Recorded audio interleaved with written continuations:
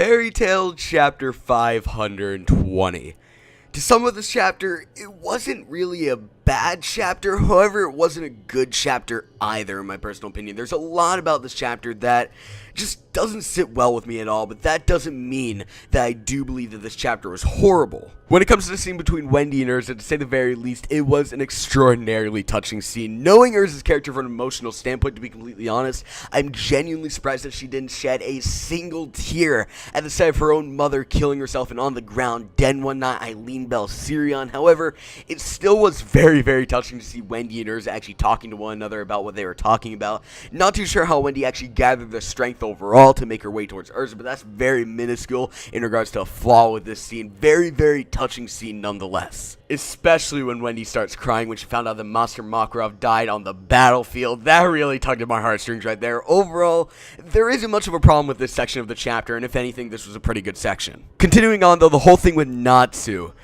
Yeah, that really does not sit well with me at all for this chapter. Essentially, to sum it up, we have E.N.D and Natsu in Natsu's dreamlike state, and Natsu's heart, whatever you want to refer to it as, and Natsu actually questions if he's gonna die, which E.N.D actually responds telling Natsu to choose between dragon or demon. We then kind of see a flashback to some panels that we saw during Tartarus back when Zer said the prosperity of the demon E.N.D boiled down to the choice of Natsu's applying to this scene right here. And with this question, Natsu responds that he is Natsu Dragneel and that he is neither demon nor dragon, but that he is human. And this is where the problem arises with this chapter, at least for me. We see the demon and the dragon seed both decay and whatnot, so essentially, what we have here is one singular question swinging the entire fate as Natsu. We had so much angst surrounding Natsu, and it's underwhelming to say the very least, seeing as Natsu simply had to answer a question, and we saw the seeds break in return. From what I can tell, the most hyped up thing in this entire arc at this current point in time is completely gone as a result of Natsu's answer, and that being E.N.D.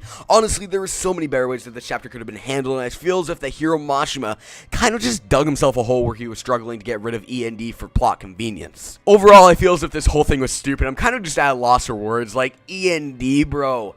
Oh my god, Hiro Mashima, you just really kind of fucked up here. Continuing on, we see Natsu wake up with a jolt. Some dialogue between Natsu and Lucy and everyone else takes place, and actually during this dialogue, Natsu basically solidifies that for the most part, he is completely fine, and that E.N.D will not be making a reappearance, which again, does not sit well with me. After all of this, considering the fact that Urza actually beat Eileen at the end of this chapter, we see the lost spell of Universe 1 actually being dispelled, which is something that I predicted for a very long time, along with a couple of my friends, and everyone in return actually returns to where they were at the beginning of this arc. Apparently, we see Natsu, Lucy, and Happy in Lucy's bedroom, which goes to show this. Honestly, though, I question why they didn't return to where they were prior to Universe 1 being in effect. I honestly feel as if the reasoning behind this not taking place, which, let's be honest here, if Universe 1 were to be dispelled, you would think that everyone would return to where they were just before Universe 1 taking place, but I still do believe that it may simply just be for plot convenience. But hey, what are you gonna do? The chapter ends with a pretty badass, not gonna lie, an absolutely badass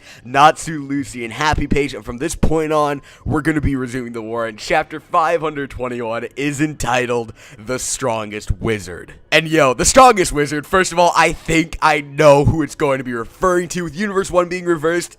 Oh my god, I'm gonna say that from a chapter prediction, and if I'm correct, chapter 521 will be fucking hype, yo. Overall, really, I'd give this chapter a 6 out of 10. As I said before, not a bad chapter, but as well in no ways is a really good chapter, but I do have a really, really good feeling that this chapter will lead into many, many good chapters of Fairy Tail. But nevertheless, that's going to do it for my review of Fairy Tail chapter 520, Dragon, Demon, or apparently Human. Now, if you guys enjoyed, remember to drop this video a like, subscribe if you're new, and peace.